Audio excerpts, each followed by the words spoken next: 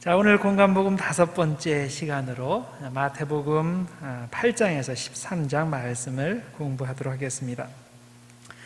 먼저 오늘 강의를 시작하면서 한글 성경의 번역에 대해서 하나 말씀을 드리고자 합니다. 우리가 보는 성경이 있죠. 개역본 성경을 가지신 분들도 있고 또 개정개역본 성경을 가지신 분들도 있는데 그 번역의 일관성이 부족해 보이는 부분들이 좀 보입니다.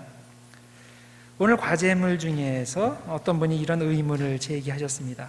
7번째, 제7번 문제인데 다음 아래의 사항들 중 나머지 셋과 관계가 없는 것은 무엇인가요? 마태복음 14장에 나오는 내용입니다. 떡 5개, 12바구니, 광야 4,000명 이렇게 되어 있는데요. 자, 마태복음 14장에서는 예수님께서 빈들에서 오병이어로 5,000명을 먹이시고 12바구니가 남았다, 그런 이야기가 나오죠. 그리고 15장에서 보면 예수님께서 광야에서 7병이어로 4,000명을 먹이시고 7광주리가 남았다라는 이야기가 나옵니다.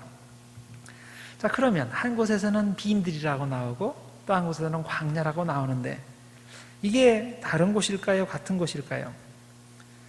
자, 같은 곳입니다. 그런데 한국어 번역이 이걸 똑같이 번역을 해야 되는데 이걸 다르게 약간 번역을 한 겁니다. 동일한 그리스 단어를 다르게 번역을 한 건데, 그런데 이게 한국말이 헷갈리시면 그러면 영어를 찾아보시면 분명해져요. 대개 영어 번역본은 일관성 있게 또 그리스어가 어떤 A라는 단어이면 똑같은 그 영어 단어로 번역을 해놓거든요.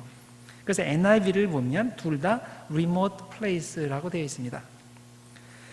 그리고 그리스 원문에 들어가면 이 에레모스라고 되어 있고 또 하나는 에레미야라고 되어 있어요. 둘 다 에레모스, 에레미야, 둘 다 광야, 사막이라는 뜻이 됩니다. 그래서 여러분들이 성경을 열심히 읽으시고 또 어떤 그 단어가 주는 의미, 그것을 묵상한다고 할 때 이 광야하고 이 빈들하고 이게 따로 다른 걸로 묵상하시면 안 되겠죠. 그렇죠? 이게 그러니까 어떤 단어에 여러분들이 의미를 부여하시려면 한글 판본만 믿지 마시고 적어도 영어 성경들을 읽어보세요. 그러면 이제 어떻게 됐는지 차이점이 나오게 될 겁니다. 제가 강의 준비하면서 또 한 군데 이와 비슷한 경우를 발견했는데 그것이 어린아이를 영접하라는 그 예수님의 가르침이 있는 구절입니다. 마가복음 10장 15절에 보면 이런 내용이 나와요. 내가 진실로 너희에게 이르노니 누구든지 하나님의 나라를 어린아이와 같이 받들지 않는 자는 결단코 그것에 들어가지 못하리라. 어린아이가 하나님의 나라를 받들어 모시는 것 같이 그렇게 하나님 나라를 받들어 모시지 않으면 그것에 들어가지 못하리라, 이렇게 해석이 되죠. 그런데 평행구절인 누가복음 18장 17절에는 이렇게 되어 있습니다.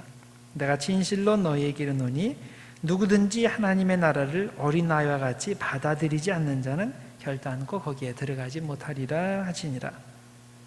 여기서는 어린아이가 하나님의 나라를 받아들이는 것처럼 그렇게 받아들이는 사람이 천국에 갈 것이다, 그런 의미로 해석이 되죠.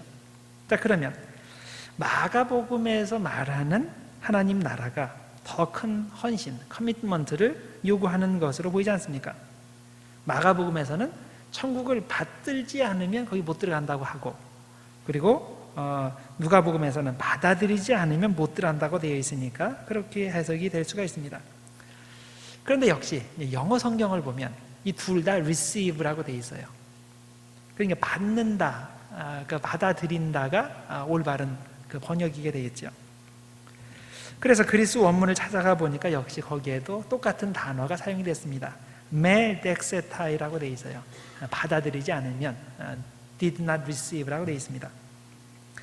같은 단어면 한국어 번역에서도 같은 단어로 번역을 해줘야 되는데 다르게 번역이 된 겁니다.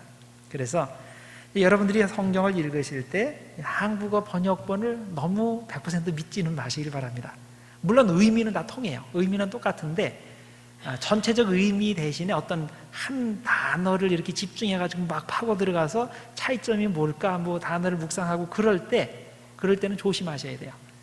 그럴 때는 적어도 다른 한국어 번역본을 비교해 보시든지 아니면 영어 번역본을 비교해 보시면 그걸 참조하시면 됩니다. 능력이 되시면 그리스 원문을 보시는 게 가장 좋겠죠. 그렇지만 그거 안 되면 적어도 영어 번역본을 보시면 이제는 그런 실수를 하지 않게 됩니다. 오늘 우리가 마태복음 8장에서 13장까지를 다루는데 이 부분에 몇 가지 그 중요한 주제가 흐르고 있습니다. 먼저 그 자신의 생각의 틀에 고착되는 것에 대한 그런 큰 흐름이 한 가지 있습니다. 마태복음에 보면 예수님께서 새로운 시대를 여시면서 새로운 하나님의 계시를 보여주시는데 기존의 생각의 틀에 고착된 사람들은 예수님께서 자신의 생각의 틀에 들어오지 않는다는 이유로 예수님을 거부하는 모습을 계속 반복해서 보여주고 있죠. 예를 들면 9장에 보면 사람들이 침상에 누인 중풍병자를 그 침상째 예수님께로 데리고 오는 그런 장면이 나옵니다. 그러면서 예수님께서 고쳐달라고 하는데 예수님은 이때 병자 본인의 믿음이 아니라 그 병자를 데리고 온 사람들의 믿음을 보시고 그 병을 고쳐주었다 하는 내용이 나옵니다. 9장 2절이에요. 침상에 누운 중풍병자를 사람들이 데리고 오거늘 예수께서 그들의 믿음을 보시고 중풍병자에게 이르시되 작은 자여 안심하라 내 죄 사함을 받았느니라 이렇게 말씀했습니다. 이 구절을 읽을 때 우리는 좀 이상하다라고 느낍니다. 왜냐하면 대부분의 경우 예수님은 병자 당사자의 믿음을 보시고 병을 고쳐주시기 때문입니다. 예를 들어서 9장 29절에 보면 그 맹인들의 눈을 고쳐주시는 내용이 나오는데 그때 뭐라고 말씀하셨냐면 이에 예수께서 그들의 눈을 만지시며 이르시되 너희 믿음대로 되라 하시니 그 눈들이 밝아진지라. 그래서 대부분의 경우가 이렇게 병자 자신을 향해서 말씀을 하시는 거기 때문에 이 9장 2절에 중풍병자의 이야기를 읽을 때 우리는 이것을 예외적으로 처리하는 경향이 있습니다. 유효한 데이터가 아니라고 치워버립니다. 그런데 정말로 그렇게 해도 되는 것일까요? 아닙니다. 주님께서 본인의 믿음뿐만 아니라 그 친구들의 믿음을 보시고도 병을 고쳐주셨다면 그게 주님의 방법이라고 받아들여야 하는 겁니다. 우리는 하나님이 하시는 일을 우리가 제한된 박스에 집어넣지 않도록 정말 주의해야 됩니다. 하나님께서 어떤 방식으로 일하신다면 그것이 어떤 것이든 무조건 그것을 받아들이는 것이 신앙인의 자세입니다. 우리의 시각이 유효한 데이터로 처리할 수 없다고 해서 그것을 무효 처리해버리면 안 된다는 거예요. 사도행전 11장에 보면 베드로가 고넬료의 집에 가서 이방인 고넬료 집에 가서 복음을 전한 그런 이야기가 나오는데 그것을 가지고 예루살렘의 전통주의자들이 그 베드로를 비난하게 됩니다. 베드로는 성령의 지시에 따라서 이방인들에게 가서 복음을 전했는데 예루살렘의 보수주의자들은 그걸 그들의 그 사고의 틀에서는 절대 인정할 수 없는, 이해할 수 없는 그런 일인 겁니다. 왜냐하면 그들의 사고의 틀에서는 이방인들은 절대로 구원받을 수 없는 사람들이에요. 구원받을 수 없다면 당연히 그들은 성령을 받을 수도 없는 사람들인 겁니다. 그런데 어떻게 이 수제자라고 하는 베드로가 이방인에게 가서 복음을 전하고 또 그들에게 성령을 베풀고 또 그곳에서 그들과 함께 식사를 할 수 있느냐는 겁니다. 그래서 베드로가 예루살렘으로 돌아왔을 때 사람들이 그를 세우고 그를 비난하기 시작했습니다. 이때 베드로가 어떻게 답변을 했습니까? 나도 당신들같이 똑같은 생각을 하고 있었다. 그런데 하나님께서 3번씩이나 하늘에서 보자기가 내려오는 그런 환상을 보여주시고 그 하늘 들여다보니까 그 먹지 못할 부정한 짐승들이 와글와글거리는데 그걸 잡아먹으라고 하시고 이것을 보니까 그 나에게 부정한 이방인들에게 가서 복음을 전하라고 하시는 건데 내가 그것을 어떻게 거역할 수 있겠는가? 또 내가 실제로 고넬료 집에 가서 복음을 전했더니 그들에게도 성령이 임하는 것을 내가 내 눈으로 목격을 하였다. 이렇게 대답을 했습니다. 자, 하나님께서 이렇게 강권적으로 역사하시는데 내가 무언데 하나님이 하시는 일을 막을 수 있겠는가? 이것이 베드로가 쭉 얘기하는 것의 마지막 결론 내용입니다. 사도행전 11장 17절에 그래서 이렇게 결론을 짓습니다. 그런즉 하나님이 우리가 주 예수 그리스도를 믿을 때에 주신 것과 같은 선물을 즉 성령을 그들에게도 주셨으니 내가 누구이기에 하나님을 능히 맡겠느냐 하더라. 자, 내가 누구이기에 하나님을 능히 맡겠느냐, 이것이 베드로의 기본 신앙의 태도입니다. 비록 베드로는 태생적으로 전통적이고 또 보수적인 사람입니다. 그렇지만은 하나님께서 나의 시각의 테두리 밖에서 새롭게 일을 하실 때 언제든지 나 자신의 생각의 틀을 깨고 하나님의 일을 수용하고자 하는 그런 믿음의 자세를 가졌던 겁니다. 결국 베드로에게 중요한 것은 자신의 비전이 아니라 하나님의 비전이고 또 자신의 생각과 계획이 아니라 하나님의 생각과 계획이 중요한 겁니다. 마태복음 9장 9절 이하에 보면 주님께서 세리 마태를 부르시는 이야기가 나옵니다. 예수님께서 마태를 제자로 부르시고 그리고 나서 그 집에 들어가셔서 함께 식사를 하셨는데 이건 경건한 유대인은 절대로 하지 않을 일입니다. 전통 유대인들의 시각에서 보면 세리를 제자로 부른 자체가 문제죠. 이건 처음으로 이상한 일입니다. 더구나 예수님께서 그의 집에 가서 식사를 하시는데 그 식탁에 앉아서 쭉 앉아서 같이 먹고 있는 사람들이 거기 성경 뭐라고 나왔냐면 세리와 죄인들이라고 했는데 이게 정말로 상식 밖의 일인 겁니다. 예수님은 정말 유대인들의 시각에서 보면 전혀 이해가 안 되는 분입니다. 이런 제한적 시각을 가진 그래서 그 틀을 벗어나지 못하는 그들에게 예수님께서 해주신 말씀이 9장 12절과 13절입니다. 예수께서 들으시고 이르시되 건강한 자에게는 의사가 쓸데없고 병든 자에게라야 쓸데있느니라. 너희는 가서 내가 긍휼을 원하고 제사를 원하지 아니하노라 하신 뜻이 무엇인지 배우라. 나는 의인을 부르러 온 것이 아니요 죄인을 부르러 왔노라 하시니라. 한 영혼을 귀하게 여기시는 예수님의 시각을 가지고 보면 충분히 이해가 될 수 있는 상황인데 자기들만 구원받은 백성이고 이방인들과 죄인들은 구원의 대상이 아니라는 시각의 틀을 벗어나지 못하기 때문에 예수님이 하시는 일을 전혀 이해를 하지 못하는 거죠. 자, 그 다음 말씀 9장 14절부터는 금식에 대한 논쟁 이야기가 이어집니다. 역시 여기서도 유대인들은 자신의 제한된 시각의 틀을 벗어나지 못합니다. 이들이 예수님에게 이런 질문을 했죠. 왜 당신의 제자들은 금식하지 않습니까? 유대인들의 전통의 시각에서 보면 이 질문은 당연한 겁니다.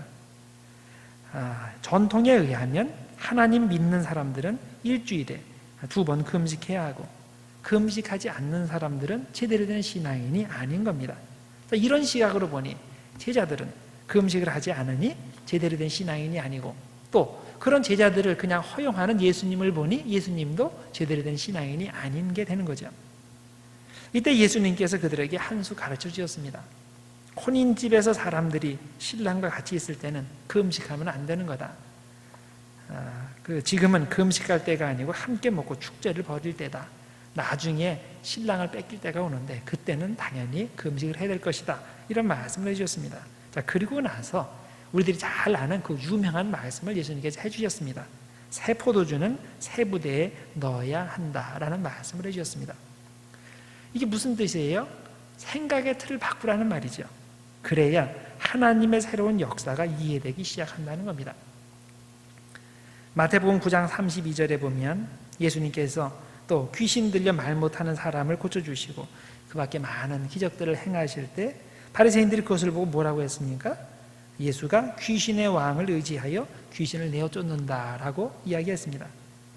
자, 자신들의 경험에 의하면 도저히 이런 종류의 일들이 생겨날 수가 없는 건데 예수는 그런 놀라운 일을 행한다는 겁니다. 그러니까 자신들이 판단할 수 있는 그 시각의 구조 밖에서 예수님께서 지금 행동하시는 거예요. 그래서 자신들의 시각에는 이해가 안 되니까 이게 하나님의 일이 아닐 거니까 자동적으로 마귀의 일이라고 그걸 공격하는 거죠. 자, 보통의 경우에 자기들이 이해가 안 되면 주님께서 새롭게 일하시는 방식에 자기 자신을 오픈해야 되는데 이들은 예수님이 틀렸다고 합니다. 예수님이 비정상이라고 하는 겁니다. 자, 예수님이 하시는 일이 내가 이해가 안 되면 예수님이 틀린 게 아니고 내가 틀린 거죠. 내가 지금 고착된 어떤 시각의 틀을 가지고 있어서 그게 안 보이는 거고 이해가 안 되는 건데 그걸 깨닫지 못하고 내 렌즈로 예수님이 안 보인다고 해서 예수님을 틀렸다고 말하고 그리고 예수님이 하시는 일이 다 사탄의 장난이라고 이렇게 를 하는 겁니다.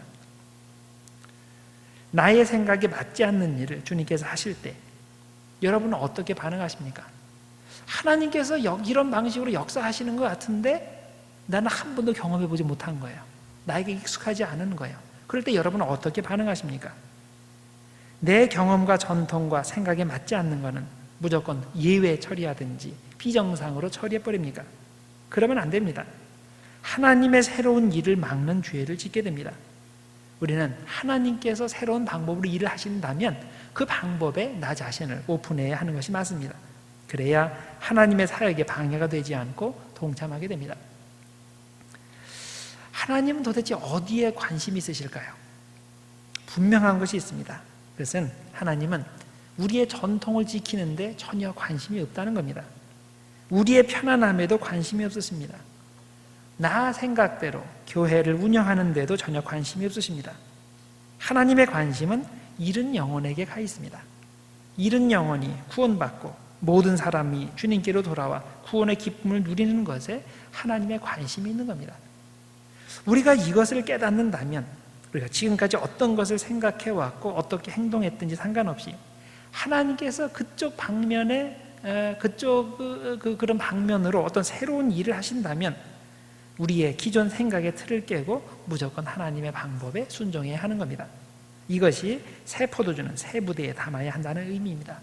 그래서 우리가 신앙생활하면서 중요하게 여겨야 하는 것이 자꾸 세대가 바뀌고 문명도 바뀌고 그러는데 그러면 복음은 변하지 않지만은 복음을 전하는 방법들이 바뀔 수밖에 없어요.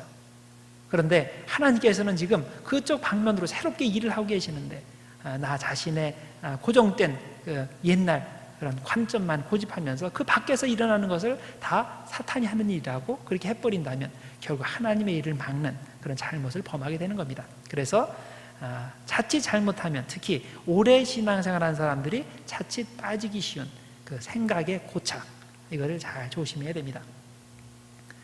자, 그 다음 마태복음 오늘 읽으신 말씀 가운데서 반복되는 주제가 제자에 대해서입니다. 제자도 어떻게 제자가 되고 과연 좋은 제자가 되기 위해서는 어떤 태도, 어떤 생각을 가져야 되는가 그것이 여러 가지 방면에서 반복돼서 설명됩니다.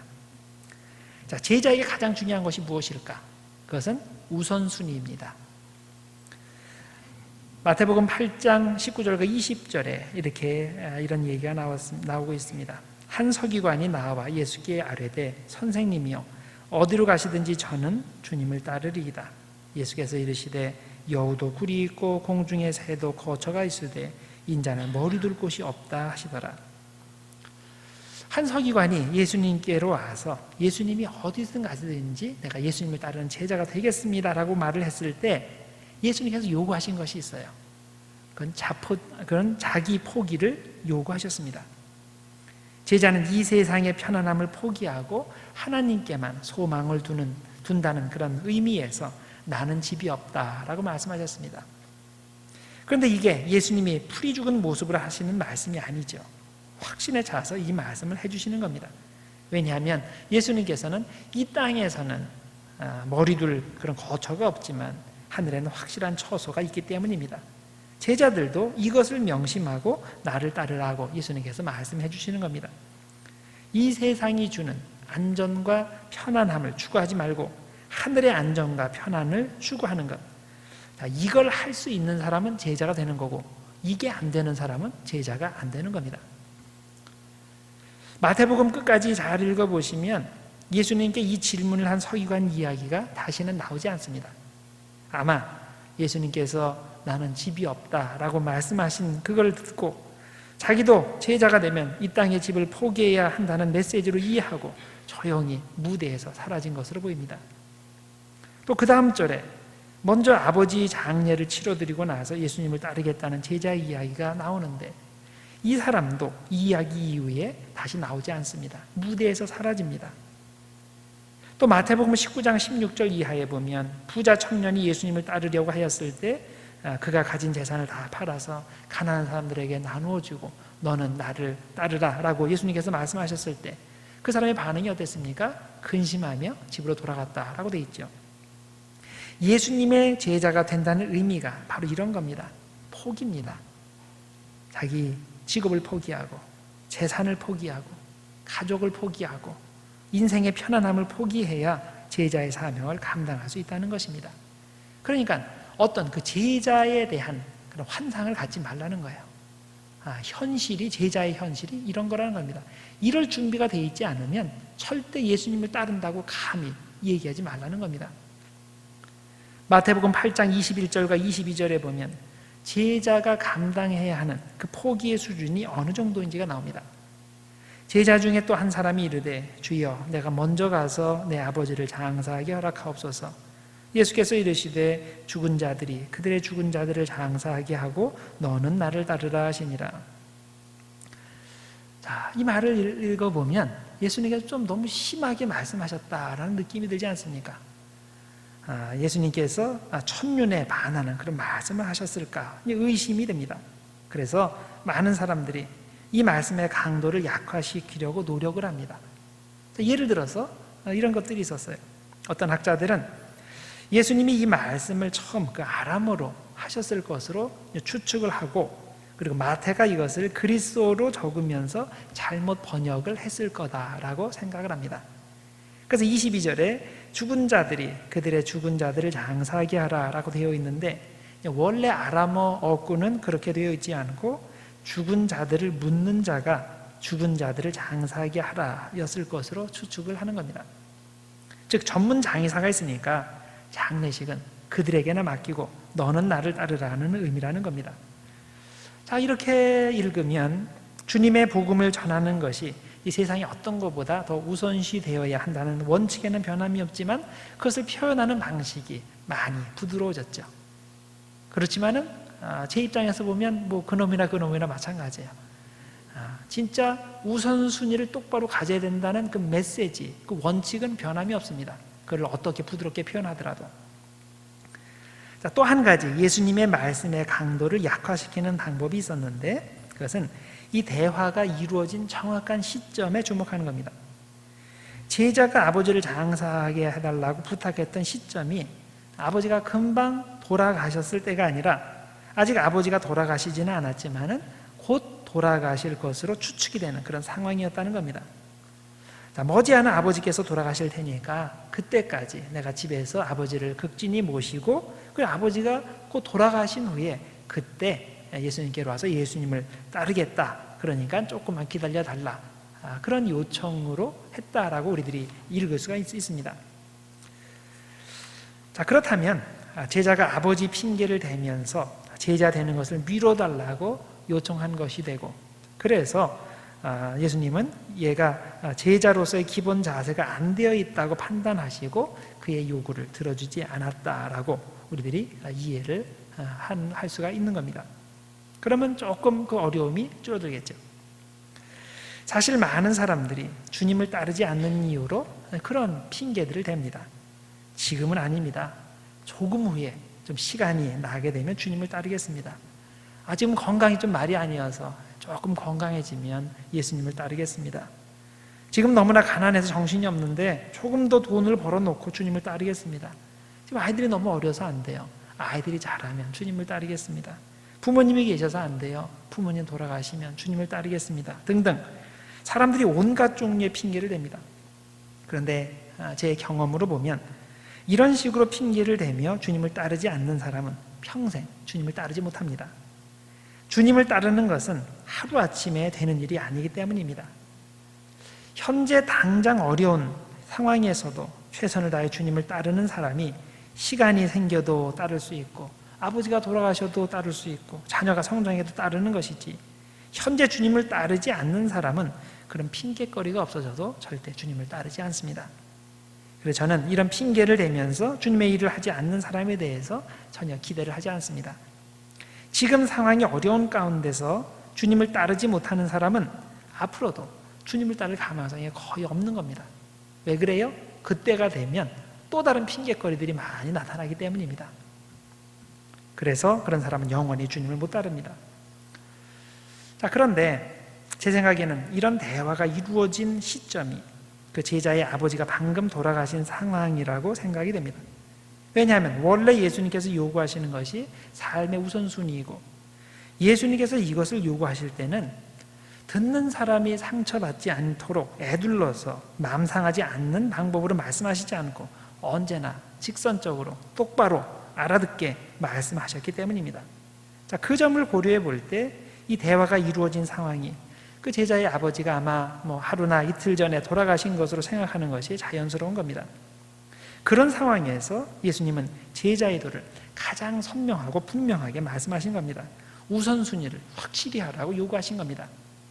영적으로 죽은 자들이 그들의 죽은 자들, 즉 육적으로 죽은 자들을 장사하게 하고 너는 나를 따르라, 천국의 복음을 전파하라, 이런 의미로 말씀하셨다고 이해하는 것이 자연스럽습니다. 제가 여러분들에게 이런 예수님의 요구에 대해서 어떻게 생각하시냐고 제 과제물에 내드렸죠. 그런데 어떤 분이 이렇게 쓰셨습니다. 실질적으로 예수님께서 제게 그렇게 말씀하신다면 많이 망설일 것 같습니다. 그러나 어렵지만 예수님을 따라 그의 말씀대로 행하고 그의 나라를 확장하는 일에 동참한다면 그것같이 복된 일은 없다고 생각합니다.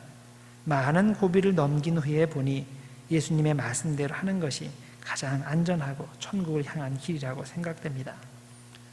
자, 인생을 좀 어렵게 사신 분 같죠? 진짜 그걸 다 겪어보니까 이 길이 가장 확실한 길이라고 이제 믿어지는 거죠. 또 한 분이 이렇게 쓰였어요. 언뜻 듣기에 아버지의 장례를 치르는 것을 허락지 않는 예수님이 이해가 되지 않았다. 그러나 예수님의 관점에서 이해하려고 해보니 예수님께서는 죽음에 대한 우리의 태도를 바꿔야 한다는 말씀이 아니었나 하는 생각이 든다.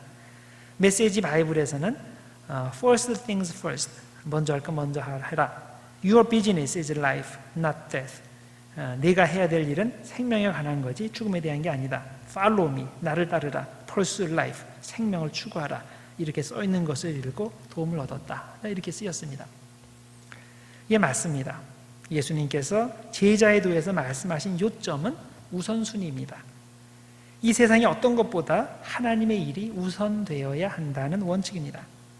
실제로 이 말씀을 따라 산 사람들이 많이 있죠. 어떤 선교사의 경우에 한국에서 아버지가 돌아가셨다는 소식을 들었을 때 당장 선교 사역을 중지하고 비행기 타고 한국으로 올 수 있었습니다. 대부분의 경우는 그렇게 할 수 있죠. 그런데 때로는 그것이 불가능할 때도 있는 겁니다.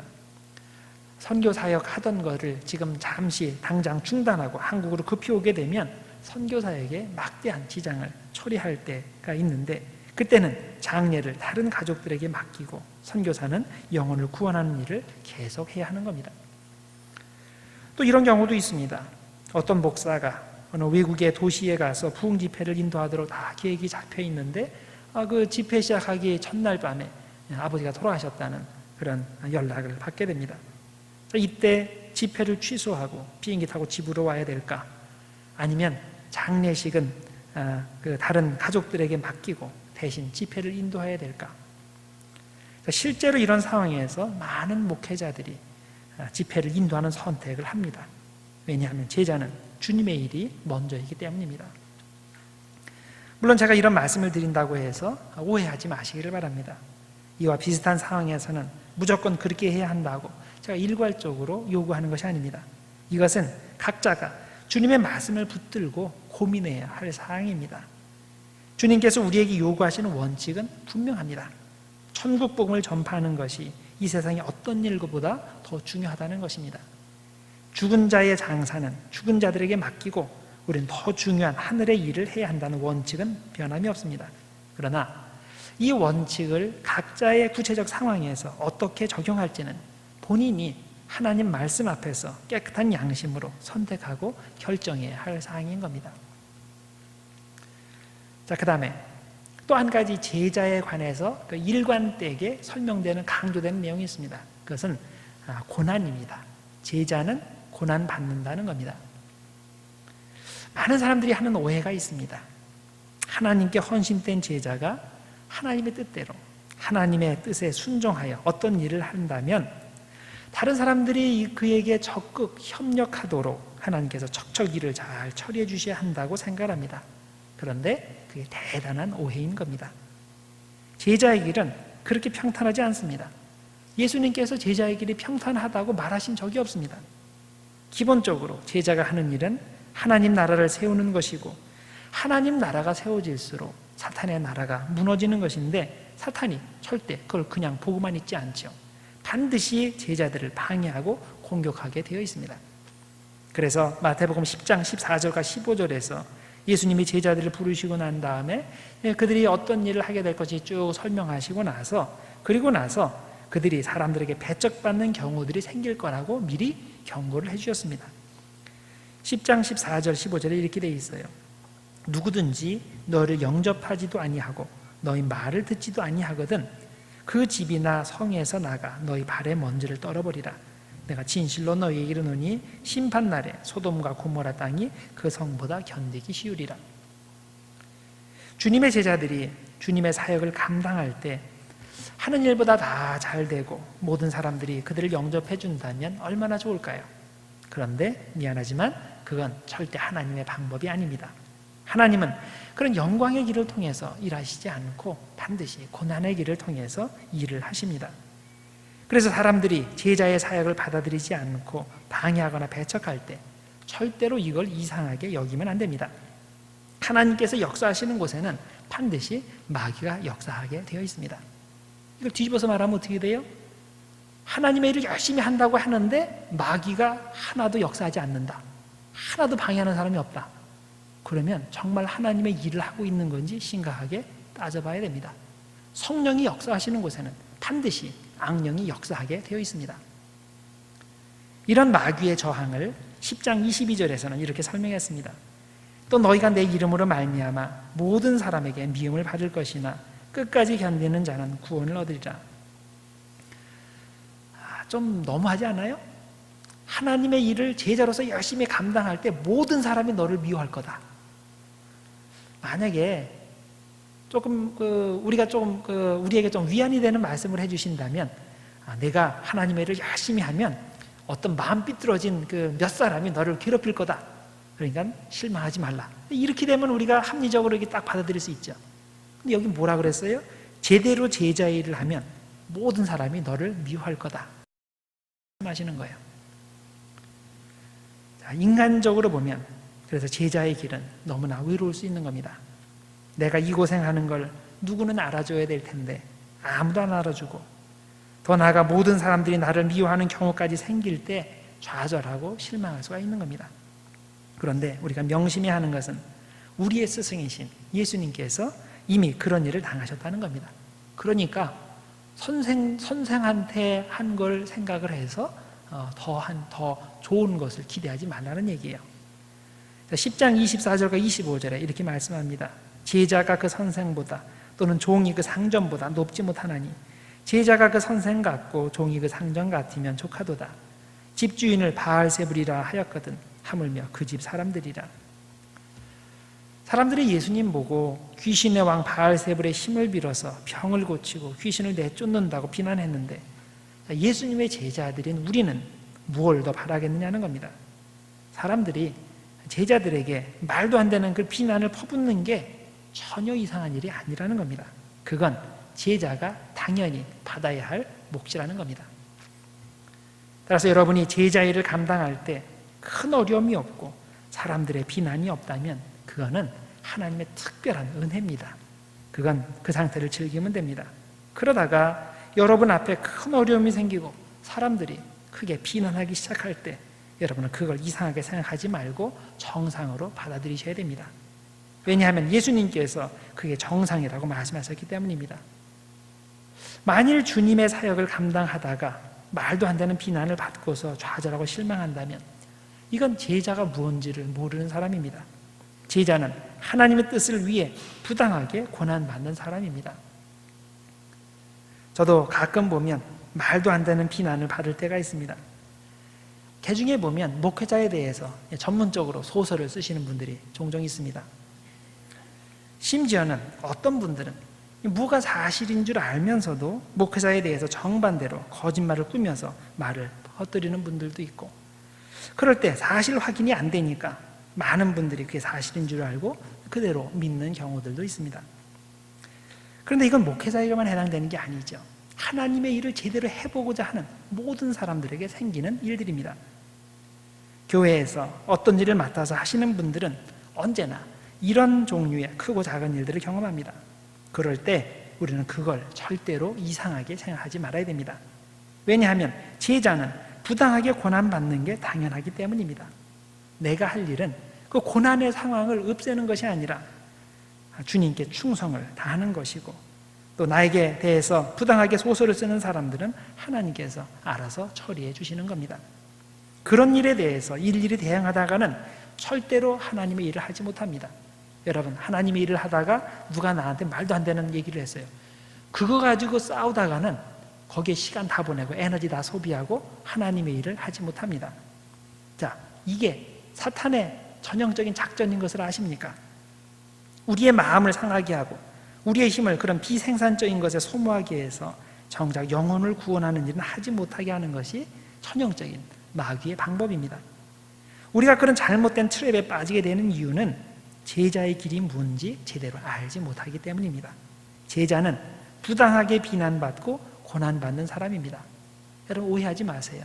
제자의 길을 정말 잘 가면 모든 사람들이 나를 다 좋아할 거고 나를 반대하는 사람들이 없어질 거다, 그렇게 생각하시면 큰일 납니다. 예수님도 못하신 걸 여러분이 하려고 지금 하고 있어요? 그건 주제 파악을 못하는 겁니다. 제자라고 하면서 부당한 비난을 두려워하고 고난을 두려워한다면 절대 제자의 일을 감당 못합니다. 우리는 예수님의 말씀을 듣고 제자의 위치로 돌아서야 됩니다. 10장 22절에 그래서 이렇게 말씀하죠. 또 너희가 내 이름으로 말미암아 모든 사람에게 미움을 받을 것이나 끝까지 견디는 자는 구원을 얻으리라. 자, 우리가 할 일은 끝까지 견디며 충성하는 겁니다. 나머지는 하나님께 맡기고 하나님께서 다 처리해 주실 겁니다. 하나님께서 그런 문제를 처리해 주시는 대표적인 방법이 있습니다. 그것이 10장 26절입니다. 그런즉 그들을 두려워하지 말라. 감추인 것이 드러나지 않을 것이 없고 숨은 것이 알려지지 않을 것이 없느니라. 어떤 것이 사실인지는 시간이 지나면 다 드러나게 되어 있습니다. 여러분, 이 세상에는 완전한 비밀이 없다는 거 다 아시죠? 그러면서도 속이려고 그래요. 아무리 꼭꼭 숨어서 일을 꾸며도 나중에는 진실이 다 밝혀지게 되어 있습니다. 그러니 제자로서 부당하게 비난받을 때 조급하게 대응하지 마시기를 바랍니다. 하나님께서 처리해 주실 것을 믿고 기다리시기를 바랍니다. 결국 우리가 두려워해야 할 존재는 그런 부당한 비난을 하는 사람들이 아니라 하나님인 겁니다. 정말 하나님을 두려워하는 사람은 다른 사람들의 비난을 두려워하지 않을 수 있습니다. 28절에 그래서 그런 말씀을 하죠. 몸은 죽여도 영혼은 능히 죽이지 못하는 자들을 두려워하지 말고 오직 몸과 영혼을 능히 지옥에 멸하실 수 있는 이를 두려워하라. 우리는 똑바로 두려워해야 돼요. 진짜 사람들을 두려워하지 말고 나의 영혼을 주관하시는 하나님을 두려워해야 됩니다. 자, 그럴 때 이런 사탄의 여러 가지 작전에 넘어가지 않을 수 있습니다.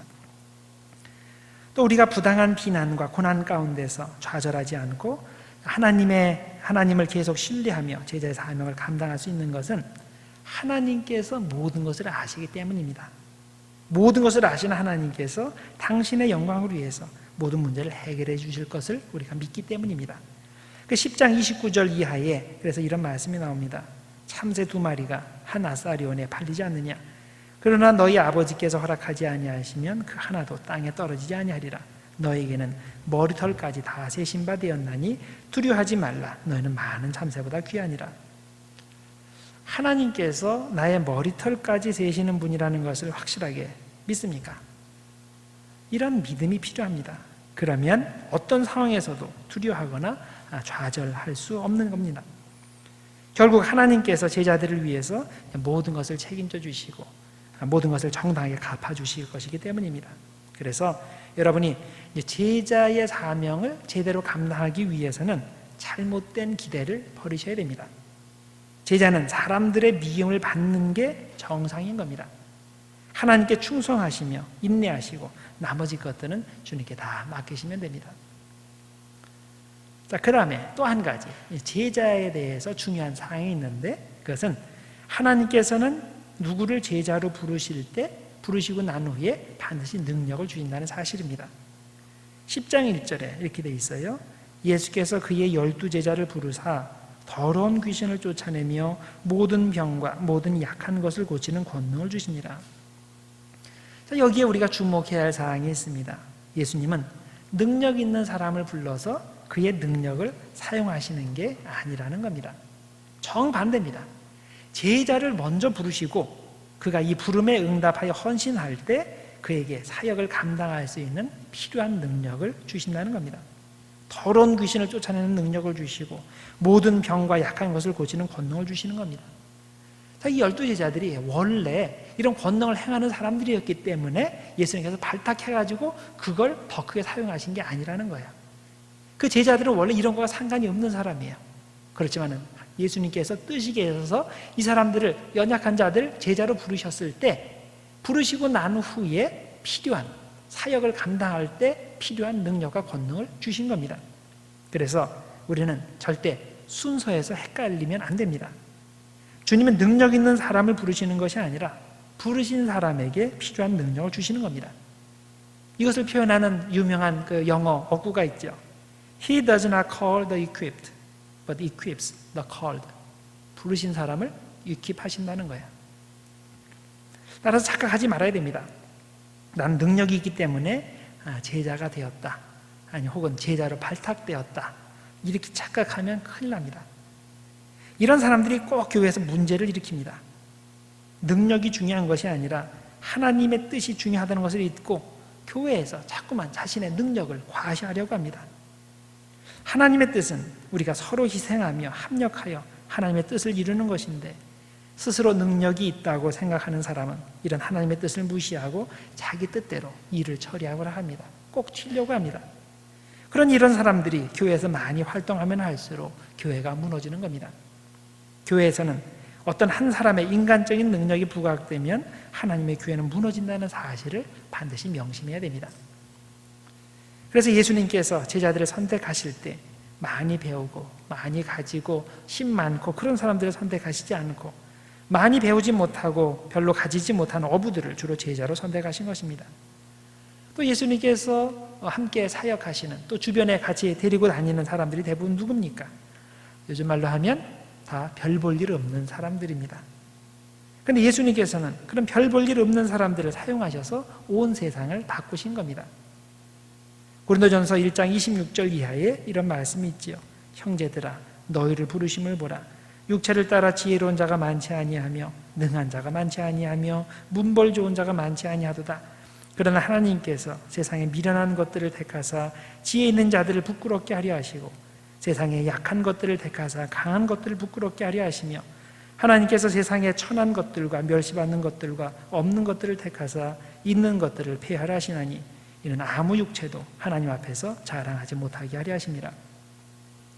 그래서 여러분, 교회에서 일꾼을 선정할 때 능력 있는 사람 위주로 선정하면 안 됩니다. 하나님의 뜻에 순종하는 사람 위주로 선정해야 됩니다. 물론 하나님의 뜻에도 순종 잘하고 또 능력도 많고 그러면 얼마나 좋겠어요. 그런데 그런 사람들은 많지 않습니다. 둘 중에 하나를 선택해야 할 때 능력은 없어도 하나님의 뜻에 순종하는 사람을 무조건 선택해야 하는 겁니다. 왜냐하면 능력이 있는 사람이 하나님의 뜻에 순종하지 않고 자신의 능력을 자랑할 경우에 이런 사람이 교회를 가장 빨리, 가장 효과적으로 무너뜨리기 때문입니다. 그러나 하나님께 순종 잘하는데 능력이 좀 없는 사람이 선택된다면 이런 사람은 절대로 교회를 무너뜨리는 일이 없습니다. 오히려 이런 사람에게는 하나님께서 필요한 능력을 주셔서 아무도 예상하지 못할 정도로 교회를 크게 세우는 역할을 감당하게 하십니다. 그래서 하나님의 원칙을 명심하시기 바랍니다. 하나님은 능력 있는 사람을 제자로 사용하시는 것이 아니라 겸손하게 순종하는 사람을 부르셔서 그에게 필요한 능력을 주신다는 것, 이것을 명심해야 됩니다. 자, 그 다음에 또 한 가지 오늘 읽으신 부분들에서 이제 강조해야 될 것이 13장입니다. 13장에 천국의 비유들이 이렇게 뭉터기로 많이 들어가 있습니다. 자, 가장 먼저 나오는 천국의 비유가 4가지 밭의 비유이죠. 우리의 영혼을 밭의 비유에서 설명합니다. 농부가 씨를 뿌리는데 똑같은 씨이지만 그 씨를 받는 밭의 종류에 따라서 열매가 안 맺히기도 하고 조금 맺히기도 하고 풍성하게 열매가 맺히기도 한다는 거죠. 자, 4가지 밭의 종류가 나옵니다. 첫째는 길가입니다. 씨가 흙 속으로 들어가지 못해서 새가 와서 그 씨약을 다 먹어버립니다. 둘째는 얕은 돌밭이죠. 흙이 약간 있어서 씨앗이 흙으로 약간 들어가서 싹은 나는데 뿌리가 그 깊게 박히지 못해서, 그래서 해가 돋을 때 또 바람이 불 때 이게 다 없어져 버린다는 겁니다. 셋째는 가시떨기 밭입니다. 흙이 깊어요. 그래서 씨앗이 떨어질 때 뿌리를 깊게 내립니다. 그래서 웬만해 바람이 불거나 태양이 강하다고 해서 이것이 죽질 않습니다. 근데 문제는 자라지를 못하죠. 어느 정도까지만 자라고 그 이상을 자라지 못하니 천국의 열매를 맺을 수가 없는 거죠. 자, 넷째는 좋은 밭입니다. 뿌리는 씨앗마다 100배, 60배, 30배의 풍성한 열매를 맺는다는 겁니다. 자, 이것은 우리의 마음밭에 대한 비유의 말씀입니다. 우리가 이 땅에서 천국의 기쁨을 누리며 살기 위해서는 길가도 아니고 가시덤불밭도 아니고 돌밭도 아니고 그런 밭이 아닌 좋은 밭이 되어야 한다는 겁니다. 자, 그러면 우리가 좋은 밭이 되어야 되겠는데 어떻게 하면 좋은 밭이 될까요? 앞에 나온 세 가지 밭이 좋은 밭이 못 되는 이유들을 찾아서 그 문제를 처리하면 되겠죠. 우선 길가의 문제는 뭡니까? 하나님의 말씀이 전혀 들어오지 않는다는 게 문제였죠. 말씀을 전혀 깨닫지 못합니다. 씨앗을 받아들일 흙이 전혀 없는 상태, 즉 하나님의 말씀을 받아들일 눈과 귀가 없는 상태를 말합니다. 그래서 16절에 그러나 너희 눈은 봄으로 너희 귀는 들음으로 복이 있도다 라고 하는 것입니다. 보는 눈과 듣는 귀를 가진 것은 학력과는 전혀 상관이 없습니다. 재력이나 정치력과도 아무 상관이 없습니다. 하나님께서 눈과 귀를 열어주시지 않으면 사람이 그 영적 말씀을 절대 이해할 수 없는 겁니다. 그렇다면 이런 상태에서 어떻게 벗어날 수 있을까요? 겸손하게 자신의 무지를 인정하고 하나님께 기도해야 됩니다. 성령님께서 나에게 하늘의 빛을 비추어 주셔서 내가 볼 수 있도록, 들을 수 있도록, 깨달을 수 있도록 해달라고 기도해야 되는 겁니다. 자, 이것을 신앙 용어로 뭐라고 부르냐면 Prayer of Illumination이라고 불러요. 조명의 기도라고 부릅니다. 마치 태양빛이나 전등빛이 있어야 우리가 그 육신의 눈으로 이 글자들을 보면서 이해할 수 있는 것처럼 하나님께서 영의 빛, 성령의 빛을 비추어 주셔야 우리 영이 말씀을 깨닫고 그 말씀을 읽고 깨달을 수 있다는 겁니다. 그래서 우리는 하나님의 말씀을 읽기 전에 반드시 기도해야 되는 거예요. 하나님, 성령의 빛, 일루미네이션, 성령의 빛을 나에게 비춰주셔서 그래서 내가 하나님의 말씀을 영적으로 깨닫고 이해할 수 있게 해주십시오라고 기도해야 되는 겁니다. 자, 두 번째는 돌밭인데 돌밭의 문제가 무엇이었습니까? 흙이 약간 있지만 뿌리 내릴 정도로 깊지 못하다는 것이었죠. 그래서 해가 뜨거나 아니면 바람이 불 때 그냥 그것이 말라버리거나 뽑혀버립니다. 그러면 이 문제를 어떻게 해결해야 될까요? 당연히 흙이 깊어져야 되겠죠. 즉 믿음이 깊어져야 됩니다. 말씀의 씨앗이 뿌려질 때 그 말씀이 깊이 뿌리내려서 강한 햇볕이 비추거나 바람이 불어도 흔들리지 않는 깊이 있는 신앙인이 되어야 됩니다. 자, 그러기 위해서 뭐가 필요합니까? 영적 훈련이 필요합니다. 여러분들이 이렇게 나오셔서 체계적으로 하나님의 말씀을 배우는 이런 종류의 영적 훈련이 필요하고 또 기도 훈련도 필요하고 전도 훈련도 필요하고 그래서 이런 훈련에 적극적으로 열심히 참여하셔야 됩니다. 그러면 어느 순간인가 믿음의 흙이 깊어져서 웬만한 스트레스나 인생의 어려움에도 흔들리지 않게 됩니다. 자, 그 다음에 세 번째는 가시덤불밭이죠. 이 상태에 있는 사람은 이미 말씀의 뿌리가 있는 사람입니다. 웬만한 어려움이 와도 넘어지지 않는 안정성이 있습니다. 그런데 문제가 뭡니까? 근심이 많아요. 그리고 아직도 유혹에 흔들립니다. 자, 가시덤불이 지금 하늘을 막고 있는 것처럼 근심이 나를 막고 있고 유혹이 나를 막고 있어서 어느 정도 자라다가 그 이상을 넘지 못하는 겁니다. 자꾸 그 가시에 찔려가지고 자꾸 땅으로 다시 되돌아오게 됩니다. 자, 그러면 이 문제를 어떻게 해결해야 될까요? 당연히 가시덤불을 없애버려야죠. 세상에 그 어떤 가치 주님만을 더 사랑한다는 확실한 우선순위가 확립될 때 그런 가시의 문제가 해결이 됩니다. 여러분, 우리가 왜 자꾸 걱정합니까? 왜 자꾸 먹는 거 걱정하고 입는 거 걱정하고 사는 거 걱정합니까? 정말 굶어 죽기 때문에 그런 걱정하는 거예요? 아니에요. 충분히 먹을 거 있고 충분히 입을 거 있고 그럼에도 불구하고 걱정을 합니다. 왜? 하나님을 100% 신뢰하지 못하기 때문입니다. 하나님이 절대로 이 문제까지 확실하게 해결해 주실 수 없다고 생각하기 때문에 내가 나서서 걱정을 할 수밖에 없는 겁니다. 또 왜 재물의 유혹을 받습니까? 역시 하나님 한 분만으로 만족할 수 없기 때문입니다. 재물이 있어야 안전한 거지, 하나님께서 내 옆에 계시다고 내가 안전하게 되는 게 아니야. 자, 이렇게 느끼기 때문입니다.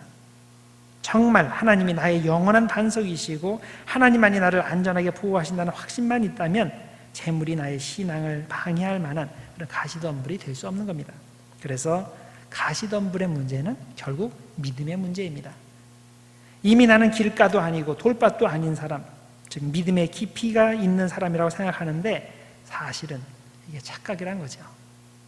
하나님을 전적으로 신뢰하지 못하기 때문에 걱정이 있는 것이고 유혹이 있는 것이고 그런 것들이 나의 영혼을 찌르기 때문에 나에게 천국이 없는 겁니다. 자, 그 다음에 네 번째 밭은 좋은 밭입니다. 씨앗이 뿌려지는 대로 싹이 나고 줄기가 자라서 그래서 풍성한 천국의 열매를 맺습니다. 자, 이런 밭이 되면 우리의 삶이 천국이 됩니다. 그런데 여기에서 천국의 열매를 설명할 때 100배, 60배, 30배 순서로 설명했다는 것이 특징적입니다. 자, 먼저 기록된 마가복음에 보면 순서가 30배, 60배, 100배로 되어 있어요. 그리고 누가복음에서는 그냥 100배의 열매만 언급이 됩니다. 자, 풍성한 소득을 얻을 때 30배, 60배, 100배다. 그러면 점점 풍성함이 좀 커지는 그런 긍정적인 의미가 있죠. 또 100배다. 그러면 그냥 단순하게 굉장한 큰 어마운트의 그 양의 그런 소득이 있다. 그걸 강조하는 거죠. 근데 100배, 60배, 30배로 설명이 된다는 걸 뭘 의미합니까? 줄어들 수도 있다는 거죠. 그렇죠? 이건 약간 그 부정적인 의미가 거기에 담겨 있습니다. 풍성한 열매를 맺는 옥토들 중에서도 서로 차이가 있다는 뜻입니다. 엄청난 양의 100배의 수확을 거두는 밭도 있지만 그보다 못한 60배도 있고 30배도 있다는 뜻입니다. 따라서 우리의 신앙은 계속 진행형이어야 하는 겁니다. 내가 한번 옥토가 되었다고 해서 그 상태를 똑같이 유지하려고 하면 안 되는 겁니다. 내가 30배의 옥토가 됐다. 30배의 열매를 맺는 옥토가 됐다. 그러면 나는 일단 옥토가 됐으니까 끝. 그게 아니죠. 60배가 되려고 노력하고 100배가 되려고 노력을 해야 됩니다. 성장해야 돼요. 그렇지 않고 예수 그리스도 안에서 성장을 멈추면 100이 60이 되고 60이 30이 되고 30이 0이 되는 겁니다. 그래서 우리는 더욱더 좋은 밭이 되기 위해서 그리스도의 온전한 분량에까지 이르기 위해서 계속 믿음의 성장을 해야 하는 겁니다. 여러분의 영혼이 천국이 되기를 정말 원하십니까? 그러면 항상 성령의 빛을 구하시길 바랍니다. 말씀 들을 때 깨닫는 눈과 귀를 허락해달라고 기도하시기 바랍니다. 여러분들 매주 나와서 예배 드릴 때 또 우리 교회나 밖에서 하나님의 말씀을 읽을 때 기도하셔야 돼요. 하나님, 성령의 빛을 나에게 비춰주셔서 깨닫게 해주십시오. 이게 없으면 못 보는 거예요. 영적으로 못 들어요. 깨닫지 못합니다. 그리고 믿음의 밭이 깊어지기 위해서 뭘 하라 그랬어요? 열심히 신앙 훈련에 참여하셔야 됩니다. 그리고 확실한 신앙의 우선순위를 확립하셔야 됩니다. 이 세상의 어떤 가치보다 하나님이 먼저라는 영적 질서가 확립될 때 근심의 문제가 해결이 되고 유혹의 문제가 해결이 됩니다. 그래서 여러분들 신앙생활 하면서 신앙생활 하면 기뻐야 되는데 천국이 돼야 되는데 왜 이렇게 근심이 많고 유혹이 많은가? 원인이 거기에 있는 거예요. 포기를 못해서 그래요. 우선순위가 확립이 안 돼서 그래요. 그 문제를 해결하시면 그런 근심과 유혹의 문제들이 해결이 됩니다. 자, 그러면 좋은 밭이 되어서 풍성한 열매를 맺게 되는데 그러면 한 번 좋은 밭이 되면 끝입니까? 아니죠. 끝까지 주님 오시는 날까지 주님 은혜 안에서 계속 성장해야 됩니다. 그럴 때 우리의 영혼은 점점 더 풍성한 천국을 경험하게 될 것입니다. 자, 그 다음에 가라지 비유가 또 나오죠. 4가지 밭의 비유가 우리의 영혼에 관련된 천국의 비유라면 24절부터 나오는 가라지의 비유는 현재 교회에 관련한 천국의 비유입니다. 천국은 마치 일꾼들이 좋은 씨를 밭에 심었는데 밤에 원수가 와서 곡식 가운데 가라지를 뿌리고 간 것과 같다는 겁니다. 일꾼들이 나중에 보니까 자기들이 심은 거는, 뿌린 거는 좋은 곡식이었는데 가라지들이 많이 중간중간에 일어나는 것이 보이는 겁니다. 그래서 주인에게 가서 얘기하죠. 저희들이 가서 그걸 다 뽑아버릴까요? 그래서 그냥 곡식만 있는 좋은 그 밭을 만들까요? 그럴 때 주인이 그것을 하지 말라고 했습니다. 그 이유는 지금은 때가 아니기 때문입니다. 지금 억지로 가라지들을 뽑으려 하면 좋은 곡식까지 다 다치게 되니까 그렇게 하지 말고 나중에 추수 때가 올 때 자연히 가라지와 곡식이 갈라지는 것을 기다리라고 하는 겁니다. 마지막 심판 때에 가라지와 곡식이 갈라지는 것을 13장 47절 이하에서는 물고기 잡는 것으로 비유를 합니다. 어부가 그물을 딱 던져가지고 물고기를 딱 잡았을 때 그래 좋은 물고기만 있는 게 아니죠. 쓸모없는 것들도 많이 있는데 그걸 다 무트로 끌어올린 다음에 그거를 좋은 것과 나쁜 것을 다 가르게 되는 것, 그것과 마찬가지로 지금 현재는 다들 섞여 있다는 거야. 그렇지만 마지막 날에 주님께서 악인과 의인을 추수 때 구분하신다는 겁니다. 자, 곡식들 가운데 가라지가 자라는 비유는 현재 우리 교회의 모습을 상징합니다. 교회는 이 땅에 있는 천국의 모형인데 왜 이 지상의 천국에 나쁜 가라지들이 많이 보이는 것일까요?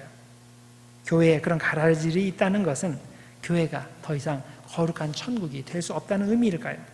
그렇지 않습니다. 교회에 가라지들이 있는 것은 전혀 이상한 게 아니고 당연한 겁니다. 왜냐하면 지상의 천국과 천상의 천국은 완전히 일치하지 않기 때문입니다. 그래서 여러분들 천국에 가보면 놀랄 일들이 많이 생긴다 그랬죠. 저 사람은 절대 천국에 오면 안 되는 사람인데 가서 보니까 그 사람이 천국에 있어요. 그래서 되게 놀란다고 그래요. 또 놀라는 거는 저 사람은 반드시 천국에 와 있어야 될 사람인데 아무리 눈 씻고 찾아봐도 그 사람은 없어요. 그래서 또 놀란다는 거죠. 이건 뭘 말합니까? 우리가 이 세상에서 현재 이곳에서 판단을 못한다는 거죠. 우리는 이 땅에서 너무 단정적으로 천국 갈 사람과 지옥 갈 사람을 구분하면 안 되는 겁니다.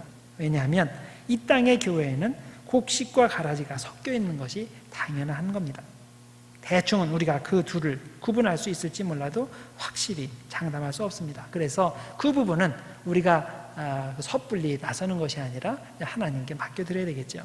그래서 여러분, 교회에 가라지들이 많이 보이거든 너무 실망하지 말기를 바랍니다.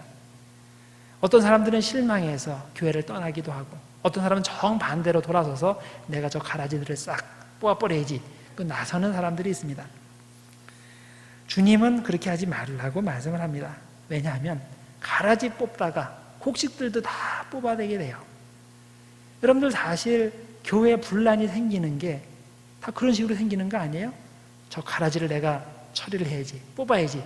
그리고 달려들었다가 온 교회가 아주 그냥 큰 어려움에 처하게 되는 그런 경우들 우리 종종 보지 않습니까? 하나님 교회를 망치는 것은 하나님의 뜻이 아닙니다. 교회뿐만 아니고 가라지 뽑는다고 그 옆에 있는 착한 곡식들까지 뽑으면 예수님의 마음이 얼마나 아프겠어요. 차라리 그걸 참아두라는 거예요. 왜? 그 가라지 때문이 아니고 그 옆에 있는 곡식 때문에 참아주라는 거예요. 그걸 다 갈라질 때가 오는데 그때는 마지막 때라는 거예요. 마지막 예수님의 심판 때 앞에 설 때 알아서 다 갈라져 주실 거니까 섣불리 지금 나서지 말라는 의미입니다. 자, 그 다음에 겨자씨와 누룩의 비유가 나옵니다. 13장 31절부터 나오는데요. 천국을 겨자씨에 비유해서 설명하죠. 어떤 사람이 아주 작은 씨앗인 겨자씨를 밭에 심었는데 나중에 보니까 그것이 자라서 나무가 돼서 거기에 새들이 깃들게 되었다라는 겁니다. 자, 그 다음에 이어지는 비유가 천국은 여자가 가루 서말 속에 누룩을 조금 갖다 넣었는데 조금 지나고 보니까 그 전체가 다 부풀어 올랐다. 그런 의미입니다. 천국의 복음이 뿌려진 곳에는 그것이 아무리 작은 것이라도 나중에 엄청난 결과를 만들어낸다라는 뜻을 담고 있죠. 다시 말해서 복음의 능력을 과소평가하지 말라는 뜻입니다.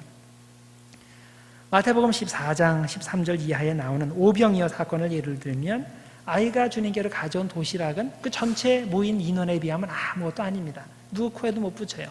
그럼에도 불구하고 예수님을 위해 그것이 사용될 때 엄청난 결과를 가져오게 되는 겁니다. 그래서 우리는 누구에게나 어느 상황에서나 그리스도의 복음을 전하고 사랑을 전해야 하는 겁니다. 내가 이거 조금 한다고 무슨 변화가 있겠어? 그렇게 생각하면 안 됩니다. 진짜 조그만 한마디 복음의 말, 또 조그만 사랑의 행동 하나라도 주님께서 역사하시면 그것이 엄청난 결과를 이루게 된다는 겁니다. 바로 천국이 그런 거예요. 그래서 천국은 절대 거창하게 시작하는 게 아닙니다.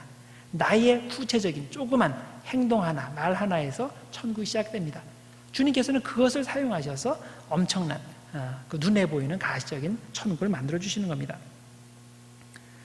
자, 그 다음에 13장 44절 이하에서는 또 두 가지 비슷한 비유가 나오는데 천국의 모든 것을 투자하는, 올인하는 그런 모습을 여기서 이야기합니다. 하나는 천국은 마치 밭에 감춰진 보화와 같다고 했죠. 사람이 이 보화를 발견하면 그 보화를 얻기 위해서 그 밭 전체를 사게 되는데 자기의 전 재산을 팔아가지고 그 밭을 산다는 겁니다. 이 밭을 사면 그 안에 담긴 엄청난 보화를 얻게 되기 때문이죠. 두 번째 비유는 천국은 마치 진주 장사가 최고의 진주를 발견하는 것과 같다라고 하였습니다. 다른 사람들은 그 진주가 얼마나 귀한 것인지 똑같은 진주를 보면서도 아무것도 아닌 것처럼 그냥 지나가지만은 그 진주의 진가를 정말 발견한 사람은 자기의 모든 것을 팔아서 그것을 산다는 거죠. 나중에 그 진주의 진가가 밝혀질 날이 오는데 그때 되면 이게 엄청난 부자가 된다는 겁니다. 이 두 가지 비유의 이야기는 공통적으로 현재 나의 전 재산을 천국을 위해서 올인하면 나중에 반드시 천국을 얻게 된다는 메시지를 담고 있습니다. 우리 주변에 보면 부동산의 귀재들이 있죠. 내 눈에는 그저 평범한 땅, 평범한 건물로 보이는데 이 사람들이 딱 보면 이거 황금사라기 땅인 거예요. 그래서 딴 사람들은 다 지나쳐도 이 사람은 자기의 그 거금을 투자해가지고 그걸 사요. 나중에 보면 뭐 다시 재개발이 된다든가 어떤 이유든지 그것이 굉장히 비싸게 돼서 이제 엄청난 돈을 거기서 거두게 되죠. 또 카드 게임 하시는 분들 자신에게 확실하게 100% 확실한 카드가 들어오면 올인을 합니다. 내가 정말 100% 이기는 게임이라면 내가 많이 투자를 할수록 더 많이 얻을 수 있기 때문이죠. 천국이 마치 그와 같다는 겁니다. 천국을 위해서 조금 투자하는 사람은 천국에 대한 확신이 없기 때문에 조금 투자하는 거죠. 진짜 천국에 100% 확실하다고 믿는 사람은 천국에 100% 투자를 합니다. 여러분들이 얼마나 투자하는 걸 보면 그럼 여러분들이 그것을 얼마나 믿는지 알 수 있어요. 그런데 주식하는 분들도 있죠. 주식하는 분들 볼 때 어느 회사가 좋다 그럴 때 거기에 회사에 투자를 할 텐데 이거는 100% 확실해. 그러면 자기의 그 많은 분량이 다 가겠죠. 근데 말로는 이건 정말로 확실해. 그런데 자기의 재산의 1%만 거기에 투자를 해요. 어떤 게 진짜예요? 자기 돈 그만큼 투자한 게 진짜죠. 우리가 아무리 내가 주님을 사랑합니다. 내가 천국을 위해서 삽니다. 천국을 향해서 삽니다. 그렇게 얘기를 잘해도 여러분이 거기에 투자하는 걸 보면 그게 여러분의 진짜 모습입니다. 여러분의 시간을 얼마나 천국에 투자합니까? 여러분의 재능을 얼마나 천국에 투자해요? 여러분의 재물을, 여러분의 헌금을 얼마나 천국에 투자합니까? 그 레벨을 보면 그게 여러분의 진짜 모습이에요. 단지 겉으로 보이는 뭐 기도를 얼마나 잘하는가, 전도를 얼마나 잘하는가, 말을 얼마나 잘하는가, 성경을 얼마나 많이 하는가 아니에요. 그건 사람은 속일 수 있어도 하나님은 못 속여요. 하나님께서는 진짜 여러분이 얼마나 천국을 위해서 투자를 하는지, 올인을 하는지 그걸 보시고 여러분의 진짜 모습을 판단하시는 겁니다. 미국 시카고에 윌리엄 보든이라는 사람이 있었습니다. 그의 부모는 큰 목장을 경영하던 대부호여서 그가 고등학교 졸업하기 전에 이미 백만장자가 되었습니다. 고등학교 졸업할 때 부모님이 부자니까 세계 일주를 할 수 있는 그런 기회를 제공해 주었습니다. 그래서 이 아들이 세계 곳곳을 둘러보게 되는데 여행을 하다 보니까 자기가 못 보던 그런 모습들을 많이 보게 됩니다. 너무나 가난하고 못 먹고 못 입고 비참한 생활을 하는 사람들을 많이 발견하게 됩니다. 그럴 때 그는 하나님께서 주신 마음으로 결심을 했습니다. 나는 앞으로 이 불쌍한 사람들에게 예수님의 복음을 전하고 사랑을 전하는데 내 인생을 바치겠다. 그리고 이런 결심을 성경의 표지 안쪽에다가 적어 넣었습니다. No reserves. 하나도 남기지 않고 다 바치겠다. 그 후에 그는 예일대학에 들어갔고 그 예일대학에 다니는 동안에 기도 모임을 만들고 그리고 말씀 공부 모임을 만들어서 많은 학생들과 함께 신앙의 훈련을 합니다.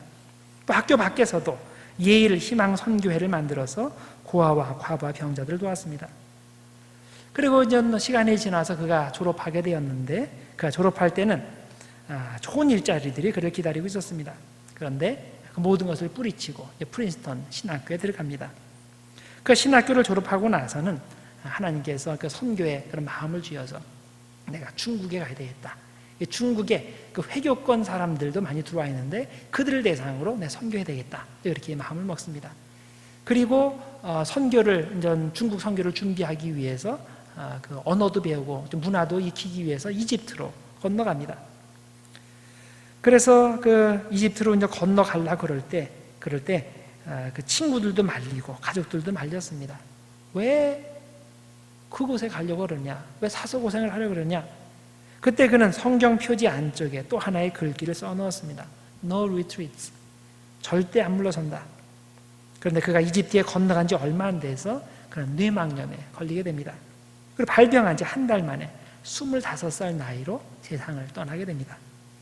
이때 그는 죽어가면서 성경 표지 안쪽에 글귀를 하나 또 써넣었습니다. 뭐냐면 No regrets. 후회 없다. 정말로 후회가 없었을까요? 만약에 여러분이라면 정말 후회가 없었을까요? 천국을 확실히 소유한 사람은 천국을 위해 죽을 때 절대 후회하지 않습니다. No reserves, no retreats, no regrets. 이건 천국에 대한 확신이 없는 사람에게는 불가능한 일입니다. 여러분, 천국에 대한 확신이 정말 있습니까? 제자는 천국에 올인하는 사람입니다. 그리고 천국에 올인할 때 중간에 치러야 하는 대가를 기쁘게 치를 수 있습니다. 그리고 마침내 천국을 소유합니다. 주님의 제자로서 천국을 위해 온전히 헌신함으로써 미래의 천국과 더불어서 현재의 삶에도 천국이 임하는 여러분들 모두 되시기를 주님의 이름으로 축원합니다. 기도하겠습니다. 하나님 아버지 감사합니다. 오늘도 주님의 말씀을 우리들이 생각하게 하시니 감사합니다. 그 말씀 앞에 나 자신을 놓고 비추어 봅니다. 하나님, 너무나 부족한 것뿐입니다. 내가 주님을 사랑한다고 하면서 또 제자라고 하면서 실제로 제자의 삶을 살지 못하고 천국을 향한 온전한 우선순위를 확립하지 못하고 살았던 것을 봅니다. 하나님, 불쌍히 여기시고 저희들 더욱더 주님께로 가까이 갈 수 있도록 주님 은혜 베풀어 주시옵소서. 이제는 온전한 제자의 삶을 삶으로 말미암아 주님의 나라를 건설하고 또 주님께 영광 돌리고 그러므로 말미암아 후회 없는 삶을 살 수 있도록 하나님 축복하여 주시옵소서. 예수님의 이름으로 기도드리옵나이다. 아멘.